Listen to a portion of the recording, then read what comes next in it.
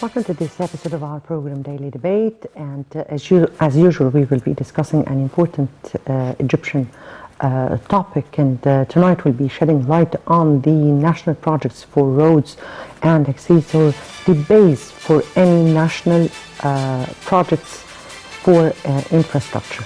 The project, or this national plan, has started in 2014 and is supposed to be one of the greatest achievements that Egypt has seen during its history, particularly in the modern life. The project aims at taking Egypt to other dimensions, preparing and putting the basis for all the other infrastructure and mega projects to take place. That project has enhanced accessibility to all the country, or throughout the country, enriching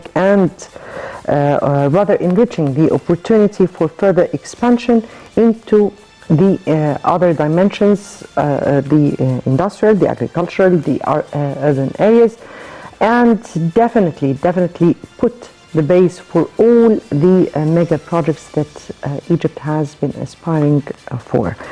The National Road project that is likely has changed the country's economy at both national and regional levels will be our focus tonight in our episode. But before we delve into our discussion, let's first have a quick look on the top stories of the day. And President Abdel Fattah al-Sisi asserted that Egypt will always support Sudan, especially in its current circumstances. President Sisi's remarks came as he received visiting Malik Akkad, deputy head of Sudan's Sovereign Council, and his accompanying delegation. President Sisi confirmed that priority steps now are a comprehensive ceasefire and a peaceful dialogue with the aim of achieving the aspirations of the Sudanese people. He added that Egypt exerts its utmost efforts to achieve calm and push the path for peace solutions in Sudan. On his part, the Sudanese official hailed Egypt's support to keep stability and peace in Sudan and to receive the fleeing Sudanese at their second nation, Egypt.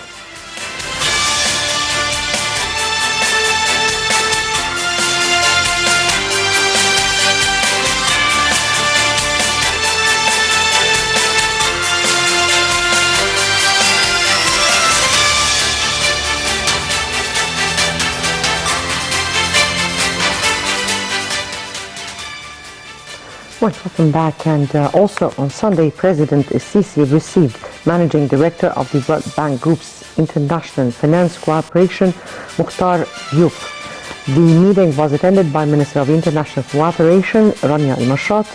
President Sisi hailed fruitful partnership ties between Egypt and the IFC and its role in backing infrastructure, renewable energy, manufacturing and healthcare projects in Egypt.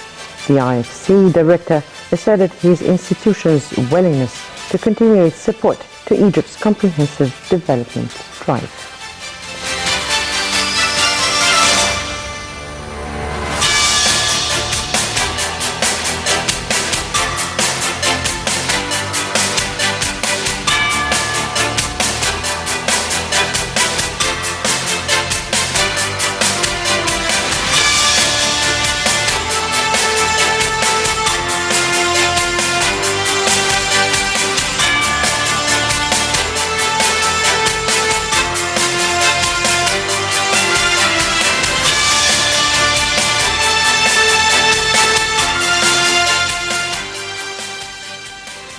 Right, and later in the day, Prime Minister Dr. Mustafa Madbouli and the Director of the International Finance Corporation, Mukhtar Diop, witnessed the signing of a deal under which the IFC will act as strategic advisor to the government in the implementation of the government's IPOs program.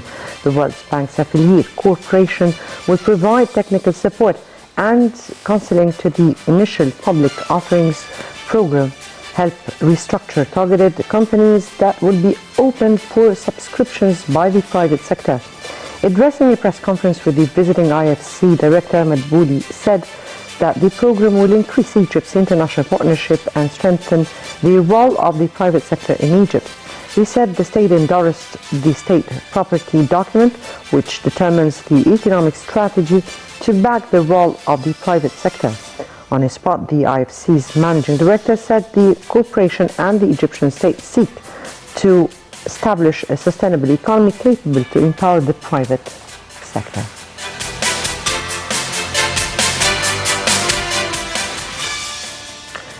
Right, and finally, Foreign Minister Sameh Shoukry welcomed visiting EU Foreign Policy Chief Joseph Borrell on Sunday at a joint press conference that was held following the talks in Cairo. Shoukry said his discussions with the visiting EU official included opening new visas for Egypt-EU cooperation, mainly in energy climate fields. He added that both the EU and the European Commission are providing a lot of support to Egypt, whether in development, security or migration fields, asserting that the 20-year-old partnership agreement between Egypt and the EU had great returns. On his part, Borrell said the EU eyes boosting investments in Egypt over the regional and international crises. The EU Foreign Policy Chief welcomed the newly announced truce in Sudan.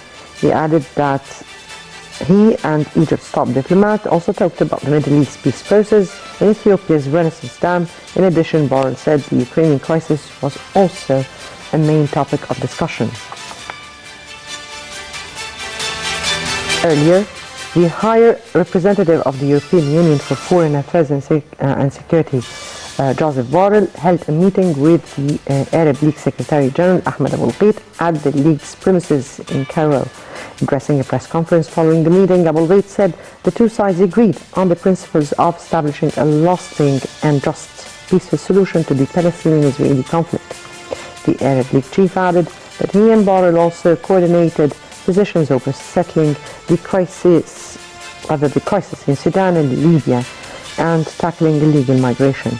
On his part, Borrell emphasized the strong and principled partnership between Egypt and the EU. He also announced that the ministerial EU-Arab League ministerial meeting that was scheduled this week will be postponed, citing the readmission of Syrians at the Arab League. Borrell is on a 3-day visit to Egypt that started on Sunday.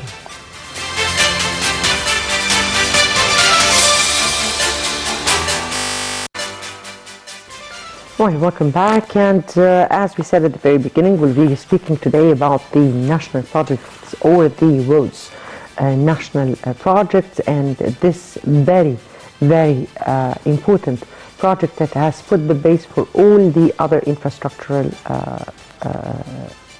projects for Egypt and definitely all the other mega projects. We'll be speaking about that, but before we delve into our discussion, let's first have this quick report and accomplishing Mission Impossible on roads and bridges. Let's watch.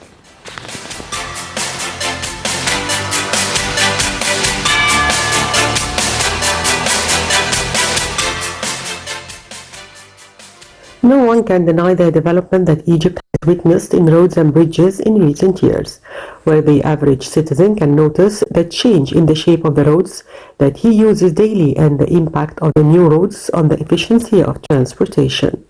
The importance of constructing new roads and bridges came upon directives of President Fattah al-Sisi to the government towards improving the level of transportation and road networks to raise the standard of living of the citizen, in addition to facilitate trade and transport products, as well as attracting foreign direct investments.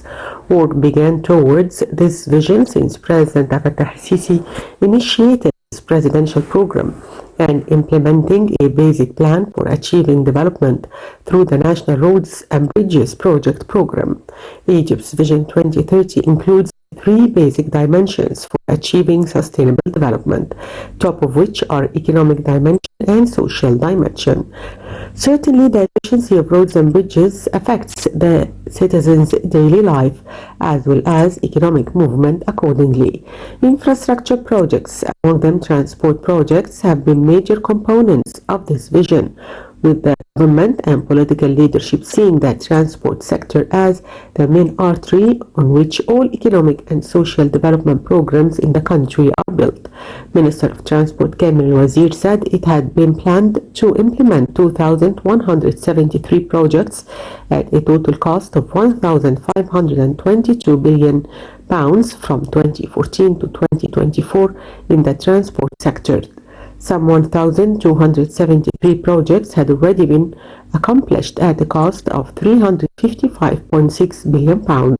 Al-Wazir added that within the framework of Egypt 2030 Sustainable Development Strategy, the ministry is currently implementing a comprehensive plan to develop and modernize the country's transport system as a whole. Al-Wazir said the roads and bridges sector had witnessed major developments reflected in Egypt's rank on the World Economic Forum's International Competitiveness Index for Road Quality.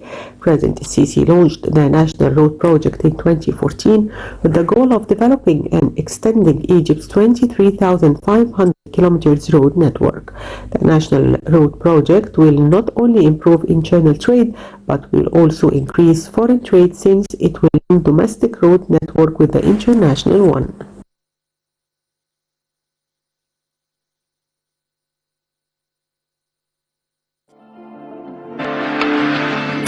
لكل الناس في دايما حلم تحلم بيه، وانا كان حلمي على قدي ونفسي اعيش، ولما رميت عليك حملي شاركتني فيه، ايدك في ايديا من الاول ما بتسيبنيش.